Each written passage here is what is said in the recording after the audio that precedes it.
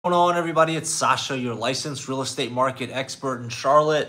And looks like Charlotte weather is turning into Florida weather. I don't know what has been going on lately. Beautiful sunny day, starts thunderstorming out of nowhere for 20 to 30 minutes. The sun comes back out, it gets super humid, and everything dries up. That's happened once already today, and judging by the look of the clouds right now, it looks like it's going to rain again and then dry out again. So very interesting. But we are live. It's the first Thursday of the month. So any and all questions, feel free. As I'm live right now, obviously I'll answer anything I can for you. At the moment, if you're watching this after I re-upload it, leave a comment down below. And as always, you guys know if you have any questions about the real estate market, a specific neighborhood, a zip code, an area, questions about buying real estate, about selling real estate, whatever the case is, call, text, or email me anytime. All my information is going to be linked right here. I see I got one person on, so I appreciate you, but feel free to ask any question. I'm getting some things wrapped up. I have a closing tomorrow for my seller. We're selling her house in Rock Hill. Closing was supposed to be last week, but of course, an unrecommended general contractor caused some delays on the buyer's end, but that's totally fine as long as we kind of have that end goal in sight. Obviously, that is the main thing. Market report, Andre, I'm just here so I won't get fined. Well, I'll see you tomorrow too, man. We got those showings scheduled, but obviously you already know, man. If you have any questions, I'll see you tomorrow. And if you have something on here, but interesting. Things are kind of interesting this year so far. I'm excited to see what when the stats come out. I'm very excited to see kind of the numbers on that. With the rates still being high, the prices still being relatively high, I'm going to be very curious to see kind of what's happening with inventory. Inventory, in my opinion, I look daily on the MLS, and I have a specific area that I have mapped out for myself personally, where I'm kind of looking at for a home. And think about like 1/4. If you look at Charlotte, the 485 loop, I have about 1/4 of that cut out for myself. And honestly, not daily, but a couple of times a week, I'm seeing it. There's a lot of coming soon listings. Today, I was literally just looking before I hopped on here to see if anything new came up. So the page is 25 listings. There was 28 coming soon listings just today, as far as kind of what's coming on the market in that small area. So I do see inventory starting to creep up, which I'm kind of excited about. Let's just hope the trajectory kind of continues. We had a relatively big jump last month, but let's see what we have here. With it being May, June, the stats we go over are going to be from the month of May. But May, June, July, we start to see inventory uptick, but we obviously have a lot of buyers that come kind of hit the market as well. Ray B, I see your question. Let me see if I can pull it up over here on my computer. That way I'm not having to read directly from the phone. Ray B, love the weather. I agree. That's one of the top 3 reasons I love Charlotte so much. It's going to be the weather. How's the Oakhurst area? I see lots of new townhomes and shops building coming up. I like the Oakhurst area. It's really nice. It has kind of that, it's established. You know, a lot of the houses that you see over there are built in the 50s, 60s, and 70s. They're like these small colonial brick style houses, and there's a lot of activity. Oakhurst Commons, which is probably the plaza that you're kind of referring to, where they have night swim coffee. There's like an Anytime Fitness. There's an ice cream place. There's a bunch of stuff going on over there. I like that general area. You're literally right in between the outskirts of 485 and Center City, Uptown Charlotte. You're like right in the middle of Charlotte and right off of Monroe Road. So commuting wise, it's really nice. I had a client of mine, we bought a townhouse at the townhouses right over there behind that plaza. She lived in it for just under 2 years. She ended up selling it to start a new business. And yeah, I mean, she liked that area a lot. You know, with Charlotte, certain areas not being as walkable as others, surprisingly, she had some decent walkability over there in Oakhurst. And yeah, you're seeing some of these houses being bought, the older ones being torn down, and then they're building townhouses on some of these sites. and it's very much a mixture. You know, you'll literally see a house that is 50 plus years old, that's 1,000 square feet, 3 bedroom, 1 bathroom, and then the house next to it is going to be a brand new construction house that's 2,000 to 2,500 square feet. So it's a lot of mix and match. You have nice houses in the area. You also have some houses that just weren't taken care of. You know, there's houses over there that have boarded up windows, overgrown grass, and all that good stuff. But I personally like the area. I would personally live there. I like it a lot. You're also super close to South Park Mall, which is great. So location is probably the most important thing when looking for a house. And in my opinion, I like the Oakhurst area for sure. I think it's going to continue to grow. They just built a new townhouse community next to the one I was just mentioning, right behind Oakhurst Shopping Center. I can't remember who the builder is over there, and I don't remember the prices. It's been a while since I've checked out that community in specific. 9 people on here, any and all questions? Otherwise, I'm going to dive into some of these comments that I received. Sonia Williams, are they putting attractions and things to do out there in the bowl at Ballantyne? Good question. So if you guys didn't watch, I'll link it after I re-upload this, but my bowl at Ballantyne video that I released, and yeah, they are putting attractions up there. The biggest one is going to be the amphitheater that they have over there, which they're going to be doing concerts, festivals, they're going to be doing markets, fitness classes, and things like that. So as far as events goes, they'll have that, and I'm sure, you know, we do like beer festivals, we do barbecue festivals, all types of different festivals and things like that. And I'm pretty sure now that the bowl at Ballantyne is up, now that they have the amphitheater, now that there's a way that connects all the greenery and things like that, I'm pretty sure they're going to start doing a lot more events over there. So there's going to be a lot to do. OMB Brewery just opened up on June 1st, which I'm actually going to be heading out of town here soon. But when I get back, I'm definitely going to check it out. I'm excited about it. And I was very surprised by the level of activity, the level of people that were there, with there only being 3 places opened up in the entire, you know, bowl at Ballantyne.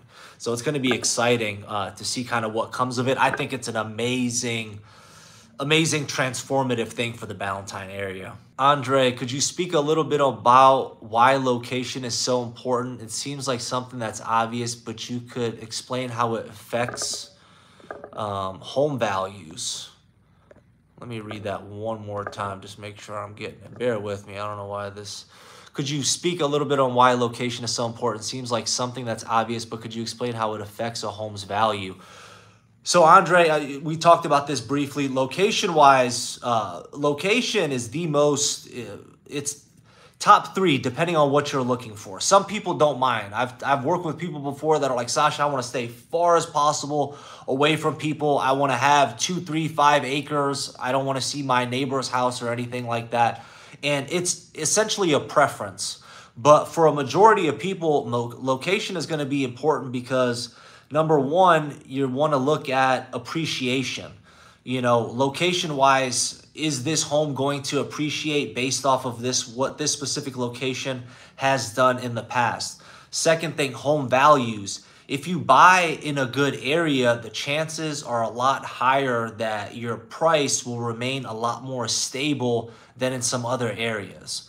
For example, everybody knows kind of the center cities of areas. If you look at uptown Charlotte, if you look at the neighborhoods, you know, that are near uptown Charlotte and things like that, if, for instance, we had, you know, a market crash and houses on average went down 30%, for example, a lot of those houses that have gone down 30% on average would be on the outskirts of Charlotte. There would be a less of a hit in the places that have the better locations. One of the biggest examples I can give you is right now, the market, according to the data, is relatively stable. It feels honestly very flat compared to the previous years we've had, which I'll get into in the market report. And obviously, if you have a question about it, let me know. In the good locations, the locations that are essentially almost always in high demand, that were popular 5, 10 years ago, that are popular today, there's still a lot of multiple offers happening in those locations versus other locations that, you know, the location isn't that attractive, if that makes sense. Ballantyne, for example, I can't tell you how many houses that I've looked at in Ballantyne that have multiple offers on the houses. But if you compare Ballantyne example to a place like Concord, it's a totally different ball game. Concord's a great area, but for most people, comparing it to Ballantyne, most people would prefer Ballantyne. So that's kind of where a location kind of pops into preference. So if you're buying a house, if you're buying an investment property, having the right location matters a lot, you know. But again, it just depends on your preference. You know, there's people buying lake houses that are, you know, an hour, 2 hours away from the Charlotte area, and, you know, they don't necessarily aren't honed in too much on the location. They just want an affordable lake house. And knowing you can't really get an affordable lake house in Mooresville or Lake Norman compared to what you can get in maybe Salisbury or Troutman. Russell, good question. Realtors talk so much about living in the city of Charlotte. What about the outskirts, places like Kings Mountain, Gastonia, Rock Hill, Salisbury, Monroe, Denver, Dallas, NC, and others? So again, it's a proximity thing, you know. Obviously, the most heavily condensed area is going to be Charlotte, so a lot of people focus on Charlotte. Monroe is blowing up like crazy, so is like the Indian Trail area. Denver is a super popular area. You used to be able to get something relatively affordable in Denver, but now the prices have gone up a ton. Kind of the, you know, the secret's out with that one. Kings Mountain is going to be, it's relatively, it's pretty rural when comparing it to some of these other areas. But let me see what else you got here. Gastonia's definitely on the up and up. Comparing Gastonia prices versus some other places like Belmont, for example, Gastonia is a lot more affordable, so they have a lot of movement in the area. People talk about Rock Hill all the time. Rock Hill, Fort Mill, Indian Land, super popular areas. Salisbury, it's a little bit further out, but it just depends on where you work. You know, I tend to work a lot more in the Charlotte area. I tend to be within 45 minutes or an hour away from Center City, Uptown Charlotte. I have a closing tomorrow for one of my sellers that their house is in Rock Hill. So, you know, the reason why certain people won't talk about certain areas is because they don't work them too often. You know, I don't know what the market is like in Salisbury. I've never done a house over there. I don't know anything about the location. So as far as myself personally, I stick to what I know. I stick to the areas that I know because that's how I can best guide people. That's how I can best answer people's questions about an area. So if somebody is interested in an area that's maybe an hour plus away, I usually refer them to an agent that I know that works that area that's a little bit more in tune with kind of what's going on over there. Hi, Sasha. What's your opinion on home appreciation and neighborhood developments in North Charlotte? Lots of townhomes going up around Camp North End. Seems like an area for a lot of potential growth in the next 10 years. North Charlotte depends on where you are. There's a lot of areas in Charlotte that are kind of scattered where, you know, there's desirable neighborhoods and there's not so desirable neighborhoods kind of all over the place. And Camp North End is a perfect example of that. Camp North End used to be, you know, super sketchy and things like that. But now with, you know, Camp North End being revitalized from an industrial place to having like super nice restaurants, just a cool place to hang out, for people to hang out. A lot of families go there during the weekends.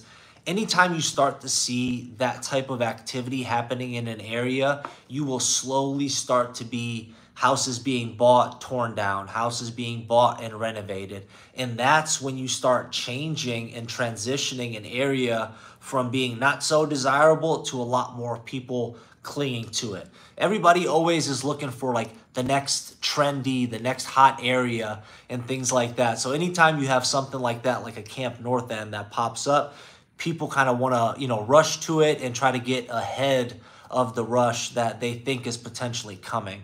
But yeah, Camp North End's a great area. I don't think they're going to stop building it. There's already houses over there that they've bought, and they're building brand new builds for $700,000-$800,000.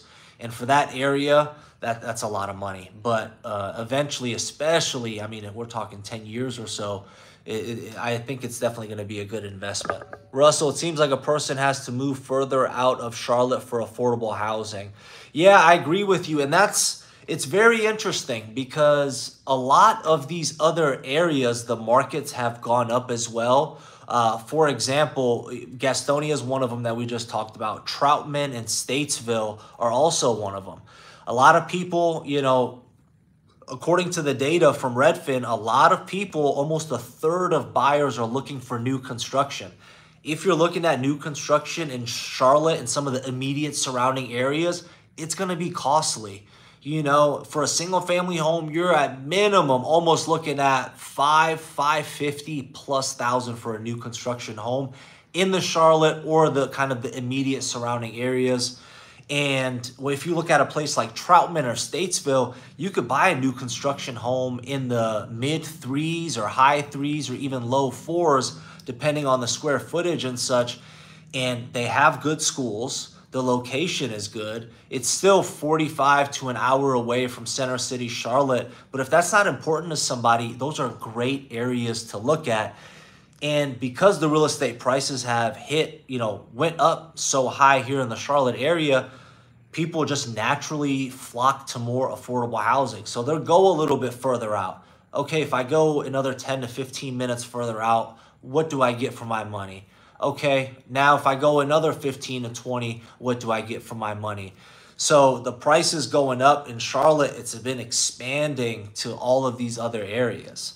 You know, Gastonia, there's parts of Gastonia where, just 5-6 years ago, you were able to buy like a very, very small single family home for around $100,000, $90,000. That same home now, you're looking at easy $200,000. So it's interesting. But yeah, it all depends on what's important to you. A lot of people have this notion, oh, I should live in this certain area because of X, Y, Z, but if you never go to Uptown Charlotte, if you don't plan on going to a lot of events, if you don't work in Uptown Charlotte, why care about the close proximity to Uptown Charlotte as just an example?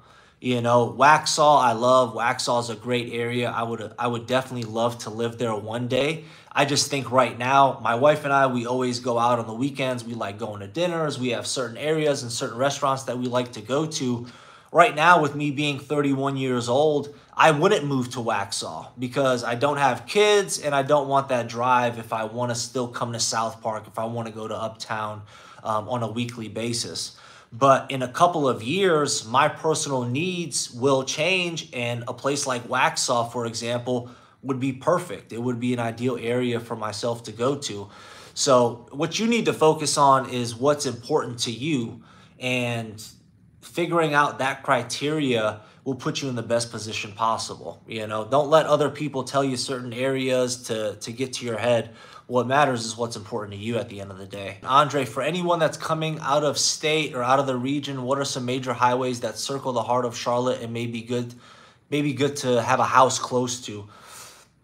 485, 77, 85. Those are going to be kind of the major ones. 485 is that major loop that's around Charlotte when you're looking at the map. 77 cuts right across Charlotte, and then 85 is going to be a little bit parallel.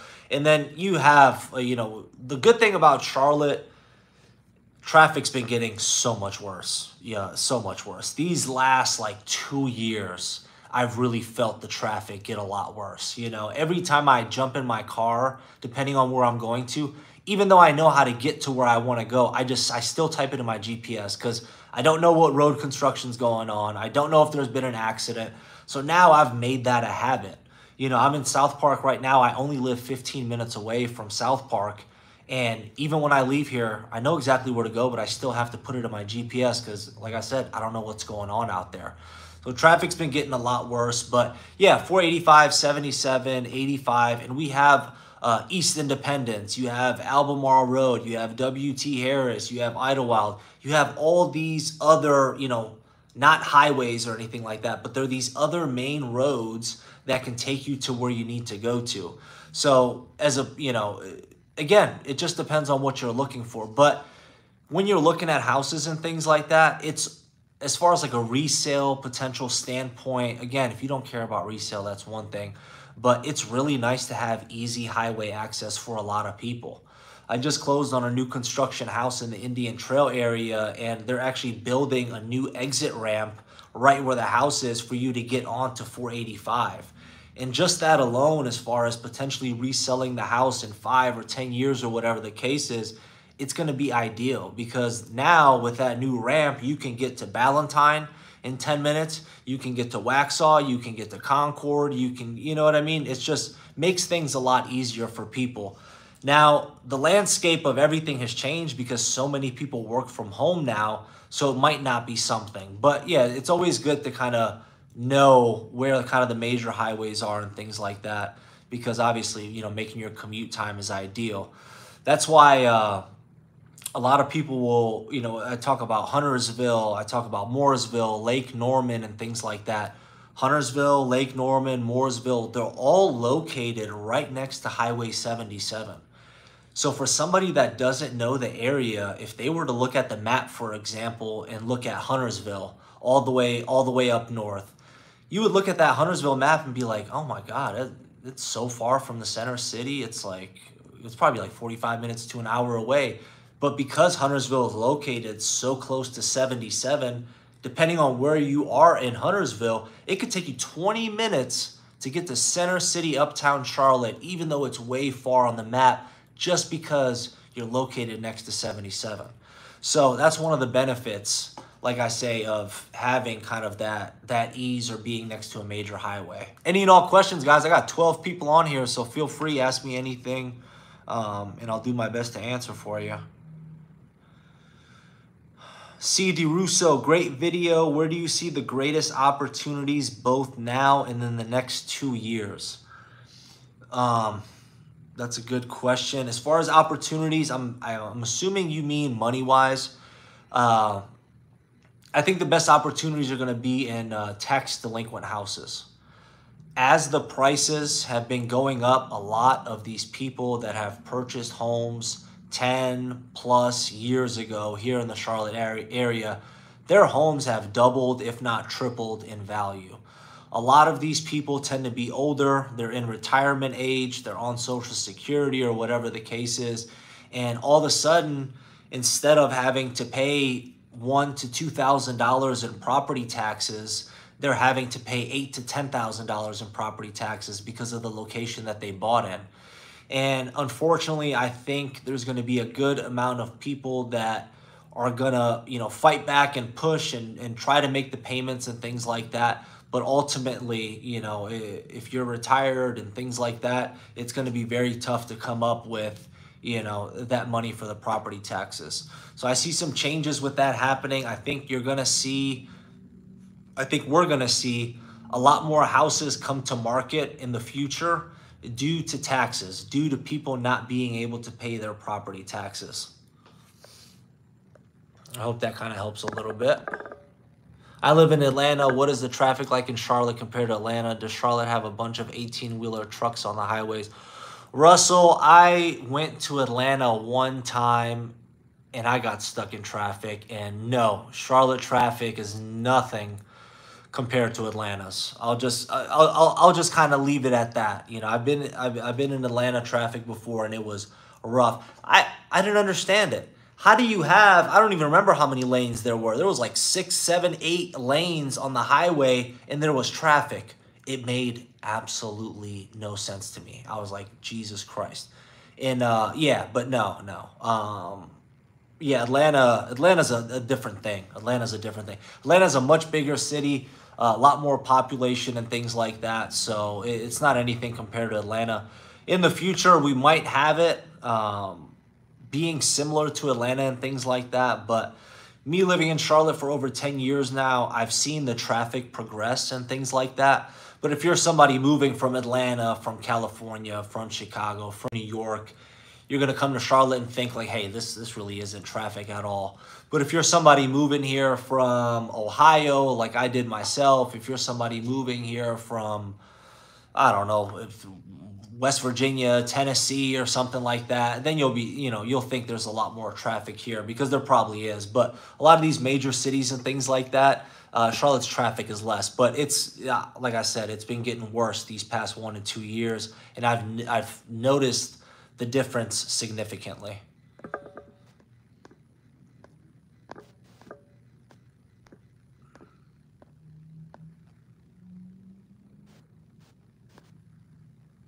There we go. Andre, I came from Cali. I was shocked by Atlanta traffic.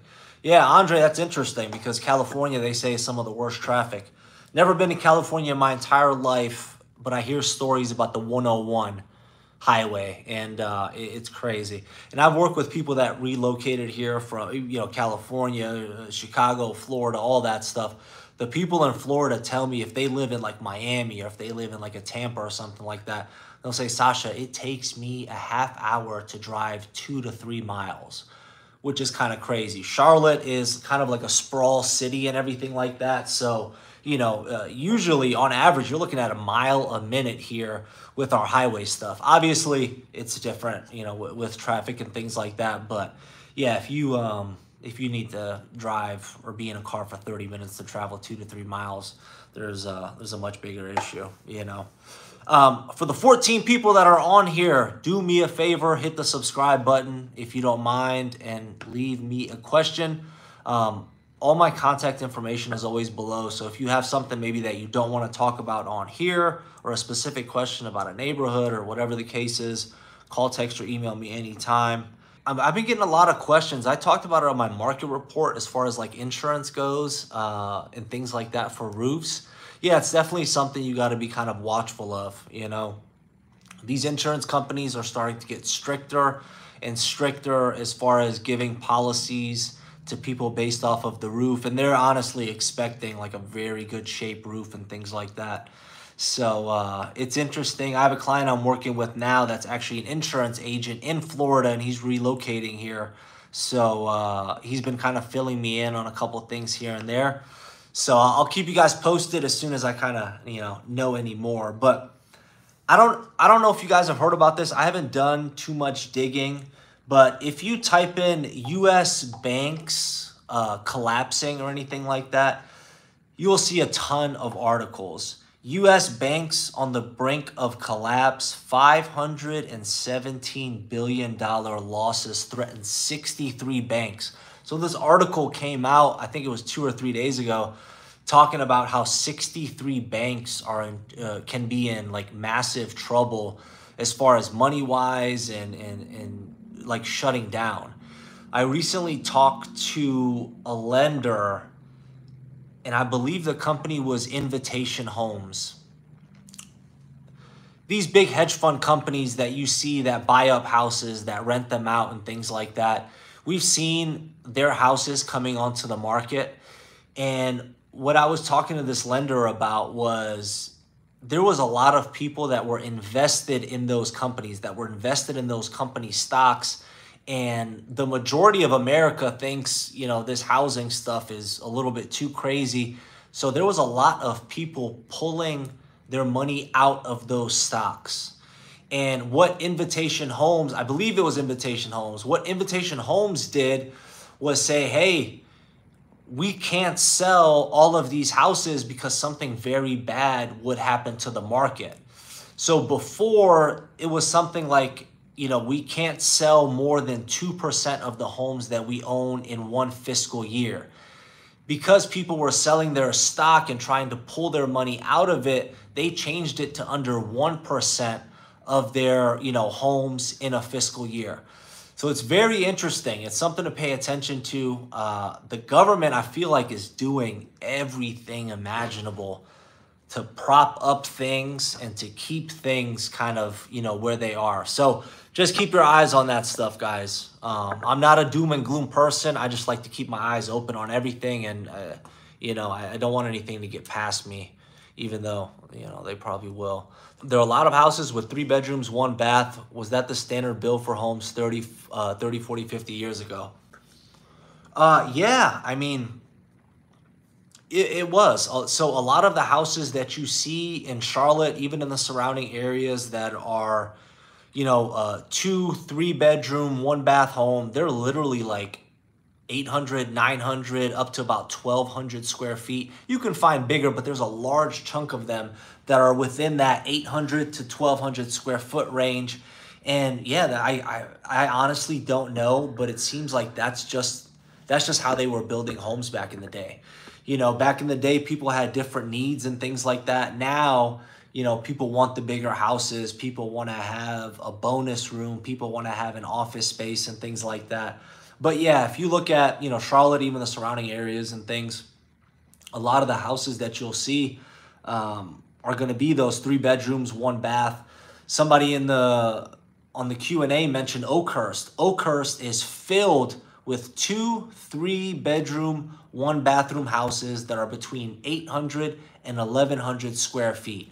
It's filled with them. It's like all there is over there. There's some houses that they built additional square footage on, some houses that were torn down and built back up. But yeah, it's pretty common.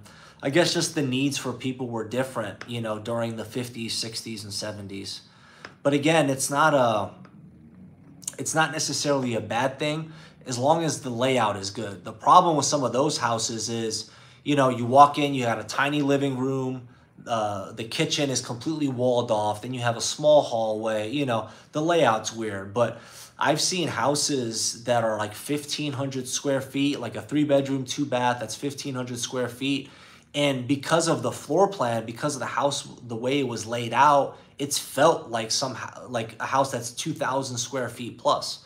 So layout has a very big impact as far as it comes to those type of houses. So if you can find one, even though it's 1,000 or 11 or 1,200 square feet, if it has a good layout, that's going to make all the difference. All the difference. I don't know if you guys follow my Instagram on QC Home Group, but if you might be somebody interested in a 5-bedroom house in the Highland Creek area, I may or may not know somebody that has something coming up there.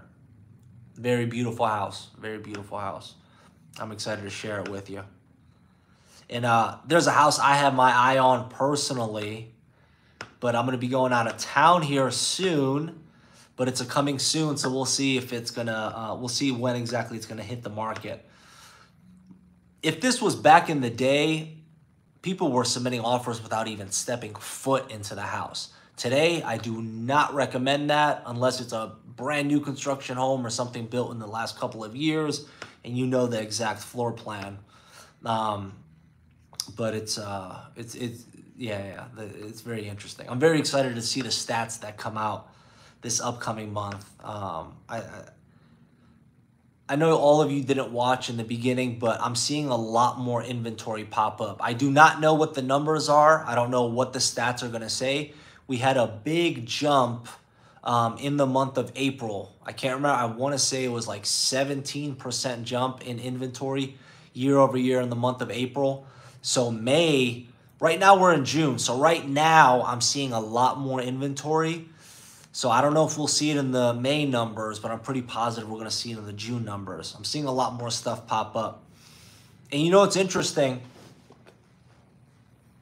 I don't know if I'm going to cover this in the upcoming market report or not, but it's something that people need to know about. As soon as prices started going up, you heard this stupid saying, marry the house, date the rate. There's a lot of people that thought about that. There's a lot of people that bought a house 1 to 2 years ago and said, hey, it's okay. I'm going to buy this house. I can afford to live here. It's not the best, but I can afford to live here for a year or 2 years. And then in a year or 2 years, I'm going to refinance and my mortgage payment's going to go lower. That never happened. Rates kept going up, kept going up, kept going up. So a lot of people that went in with that mindset of buying, I'm going to buy this right now, and then in a year or 2 years, I'm going to refinance, you're going to see those people putting their houses back on the market. I don't know what's going on with the banks. I'm still learning the ins and outs of certain things like that. They're saying that there's going to be some rate cuts here in the month of July, I believe. But our economy doesn't look like it's doing good. Some of the numbers as far as jobs and things like that seem to have been manipulated. I just mentioned that there's like 63 banks that could potentially be in trouble.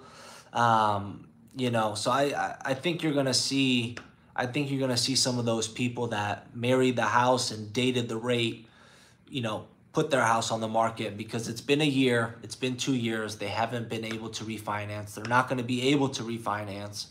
So it's gonna be interesting to see how it plays out. Man, I'm looking right now. There's a lot of nice houses on the market. Due diligence is new for many people moving to North Carolina. Some states have something similar with earnest money. Could you explain where that money goes if the sale goes through?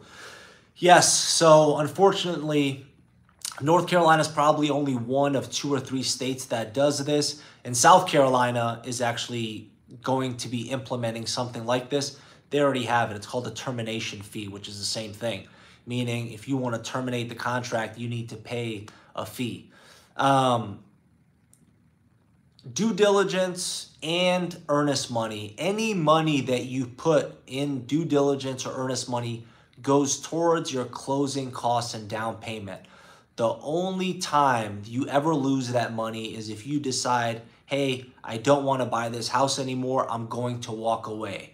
In that instance, the due diligence money is non-refundable. Just put it in your head. Due diligence money is non-refundable. I have gotten due diligence money back twice in my real estate career because I was able to prove that a seller willfully didn't disclose something. It was a Hail Mary both times, but I tell people it's a non-refundable fee. Unless you can prove some, that they lied about something, unless, something like that, it's non-refundable. So it's essentially, you're essentially paying a fee for the seller to obviously, one, accept your offer because it's showing kind of your willingness on how serious of a buyer you are, quote unquote. And it's giving you the time and reason to walk away at any time. There's a reason why they implemented this. There's a reason why they implemented this because people were just snagging up houses, maybe snagging up 2 to 3 houses, having contracts on 2 to 3 houses, and then choosing which one they liked more after the fact. So there's a reason they have this due diligence. But any due diligence that you put up, any earnest money that you put up, it all goes towards your down payment and your closing costs. A few years ago, buyers were using due diligence money to bully the rest of the bidders, putting down 10, 50 in due diligence, outbid other offers. Does that practice still exist? Andre, you're 100% right. When the market was crazy, people were doing obscene due diligence money. It's not anywhere near what we were seeing before. Before, literally, depending on the price of the home, the standard due diligence was like, I want to say $20,000, but I'll just go ahead and say $10,000. Depends on the price of the home. I've seen people do due diligence of 30, 40, 50,000. I had somebody that insisted they do $100,000 due diligence. I've seen crazy stuff. My brother's a real estate agent in DC, and they have earnest money deposit, but his guy did, I want to say like $180,000. So it's crazy. It is not the case anymore. It still is relatively high depending on the situation. If you're in a multiple offer situation, the higher your due diligence, the better it looks to the sellers, the better of a chance you have of getting your offer accepted. Because again, if you have a super high due diligence, the seller looks at it, oh, this guy's a serious buyer. If we pick their offer, they're not going to walk away from XYZ amount of money. So that's kind of how they look at it, but it's a drastic change from what it used to be to what it is now, and it depends on the price of the home. And again, it's variable. You can offer somebody $1 for due diligence. The chances of them accepting your offer with $1 due diligence is not good because again, it just shows kind of, hey, I'm willing to give you X amount. I'm a serious buyer. I want to buy this house. I want to close on this house. Here's this certain fee that I'm willing to pay you, so I'm not going to walk away from it.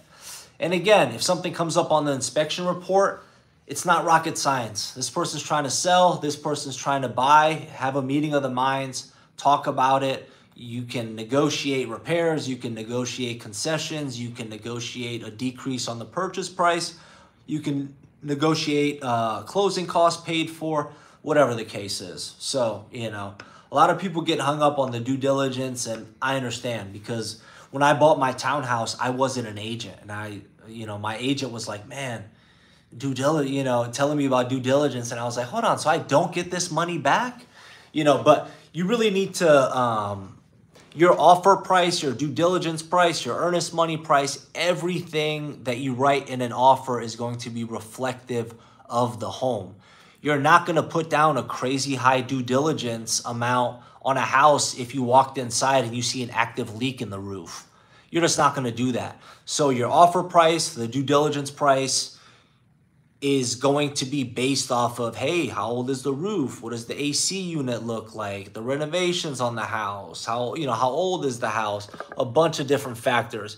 You just need to have a good agent. You need to find a good agent that can guide you where you need to be as far as that goes. Network Guy Dave, I plan to move to North Carolina next year, but I plan on getting a house in the winter, spring 26. I want to save as much money as possible, and the car note will be paid off before then. That's a good plan, man. Right now, the market's changed. Renting potentially could be a better option for a lot of people than buying, because rent prices, they're still relatively stable, but they have gone down in certain areas. There's a lot more buildings being built, so there's a lot more units available for rent. So with that, more units, more inventory, less people, the price is going to go down. So yeah, good plan. And obviously, as far as your monthly payment goes, if you pay off that car note, you'll be in a better position as far as your monthly mortgage payment. Lando, hello, brother. I live in Stallings and Matthews area. Nice, Lando. Both good areas. I live in Charlotte, but my neighborhood's like 50-50 with the Matthews area. Dave, switching careers in the tech field, cloud software engineering. Perfect. Dave, due to your pre-approval and stuff, I know you're switching fields and everything like that. Make sure you don't have a long lapse of, unemployment. When you're switching fields, don't take 2 months off or something like that unless you're getting paid, because once it's time for you to get pre-approved when you're looking for your house, the bank is going to look at, hey, you worked pretty good, and then for some reason you didn't work for 2-3 months. What's going on? You didn't get paid for those 2-3 months. Banks want steady income. So if you're switching jobs, make it a nice, easy transition, and or get paid while you're off on that time so the bank doesn't see those lapses. Lando, Stallings is a nice place to live too, brother. 100% agree, man. I like Stallings a lot. Stallings and Indian Trail for me are the same thing. It's a little bit weird with the postal zip codes and in the mail what they do, but yeah, Stallings and Indian Trail is literally the same thing for me. Obviously, I know the difference, but I just consider them the same thing. But great area, great area, especially now that they have the bypass built. They have that new hospital being built where Carolina Courts is. They have all those new townhouses being built over there. I like that area. I'm potentially thinking about maybe looking at an investment property over there as far as the townhouse goes, because it could be pretty good. I just don't know what their rental guidelines are as far as investors. I'm in tech field already as a network engineer, just learning a new skill to get me in a position. And good, yeah. Normally, as long as you're staying kind of in the same vocation as they call it, you'll be good. I'm looking right now. There's a lot of nice. The prices, as far as pricing goes, it's not there yet, but it's getting better. It's a hit or miss. It all depends on obviously the seller, because they're the ones that call the pricing. But lately I've seen a lot more aggressive pricing or more realistic pricing for the market we're in. So that's always a good sign for everybody. Hey, Sasha and Room, I have a question for you. What does it seem the west side of Charlotte seems to be the least popular, like Gaston and Lincoln County? Good question. So the west side of Charlotte, you have, I guess you can consider let's consider Mount Holly west side. Mount Holly, nice area. Belmont, nice area. Cramerton, McCadenville, cool areas. Gastonia is a huge area and has really nice pockets of areas, and then they have some really not so nice pockets of areas. That's kind of the biggest thing. You mentioned the same thing with Lincolnton as well, but it's on the up and up. You know what I mean? It's just one of those areas that's still in a lot more transition than some other parts of Charlotte. That's maybe why you might think it kind of gets like a bad rap or something like that. But at the end of the day, these areas are so big, you can't control all of the neighborhoods. So as long as you're in a decent neighborhood or something like that, that's really all that matters. Can you give a breakdown of Huntersville versus Indian Trail, things to do, commute to Uptown? Network guy Dave, you're putting me to work, man. Huntersville versus Indian Trail, things to do, commute to Uptown. Funny enough, Huntersville, Uptown Charlotte, Indian Trail. They're all kind of lined up right there. I like the location of both. Things to do wise, it depends, because Huntersville in itself has more things to do in Huntersville than Indian Trail does in Indian Trail. But what makes Indian Trail nice is it's so close to Matthews, you're closer to South Park, and things like that. So if you're just looking at Indian Trail and just looking at Huntersville, you're going to have more things to do in Huntersville than you are in Indian Trail. When you take the whole picture into consideration, Indian Trail has a lot to give too, but so does Huntersville. You're right there on the lake. You have Birkdale Village. You have Lake Norman. Charlotte is right there. Depending on where you are in Huntersville, it's a 20 to 30-minute drive to Center City, Uptown Charlotte. It just depends on what you like. The houses in Huntersville are going to tend to be a little bit newer than Indian Trail. But honestly, I would personally live in either or. I don't know if that helps you, but they're both great areas. A lot of young professionals in the Huntersville area. Back when I first started looking for a house, when I was a paramedic, a lot of the people I was working with were like, check out Huntersville, it's a cool area. Check out Huntersville, it's a cool area. Lando said Indian Trail is better. There you go, Dave. I moved to Dallas and love it, but I was warned by many people, so I get what you mean. Yeah, 100%. That, like I said in the beginning of the video, all that matters is what's important to you. You know what I mean? It's at the end of the day, nothing else matters. The stats don't matter, any of that stuff. If you can afford to make the monthly payment, if you want to buy a house in a certain area, it doesn't matter if you want to live on a cattle farm or a ranch or whatever the case is. It matters what's important to you, you know? So like I said, Gastonia, Lincoln, all those places, there's such big areas. You have some pockets that are nicer than others. You know, that's just kind of what it is. I like so many different areas in Charlotte, but right now, due to my wife's work, we're limited. You know, we can't, I don't want my wife to drive an hour every single day. I love Huntersville, for example. I love Huntersville. I like the 28269 zip code. I love a lot of it. I like Denver and all that stuff. But my wife works near Monroe, and if we move somewhere like far north or something like that, even if we get super close to like Uptown, which I don't see us doing anyway, but it's just a lot of traffic for her and it just doesn't work out. So again, you know, there's so many great areas out there, but you got to do what's right for you. I live in Washington, D.C. Metro, and I'm just tired of being around a bunch of people. I want to live nice, quiet community. Yeah. Dave, I agree with you. So Dave, my brother is an agent in D.C. He actually lives in Petworth. I don't know if you know where that is, but he lives in Petworth. But I could see D.C. is a very busy area, so I can see you want to get away from that. The architect, the traffic is a huge factor. 100%. I mentioned it a bunch of times already. These last 1 to 2 years, traffic has just been getting worse and worse and worse.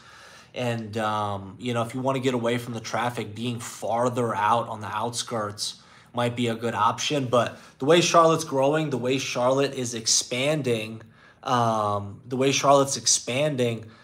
there's going to be more people where you are. It's just the case. You know, if you looked at, Troutman or Statesville example 10 years ago, you'd be like, man, you know, it's never going to catch up over here. We're too far away from Center City, Uptown Charlotte. But the way things have been expanding, Troutman and Statesville, for example, have become super popular places for a lot of people. They have a lot of what people are looking for. Lando, don't forget about Mint Hill, brother. Lando, how could I forget? My parents live in Mint Hill, so I know the area very well. My parents love it, and it's definitely an area I recommend to a lot of people, depending on what they're looking for. Architect, I was looking at Concord originally for work purposes, but damn.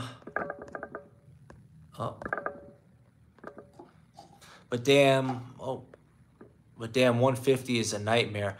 Yeah. So 150, yeah, 150 is rough. Yeah, the one lane road on each side, it's rough. How is the growth in Stanley County and Union County? Both ginormous counties. I don't know the data on it. I know both have been growing like crazy.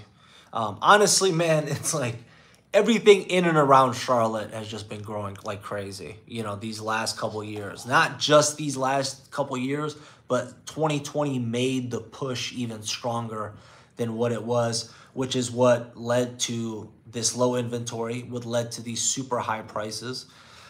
It's just one of those things. All right, guys, I'm losing my voice, and I still got a lot of work I got to do tomorrow morning in the early. Hit the subscribe button, hit the like button. All my information is here and linked down below if you guys want to reach out to me personally. Call, text, or email me anytime. Thank you for coming on here. And again, if you have any questions, if there's anything I could ever do for you, reach out to me anytime. I'll talk to you guys soon.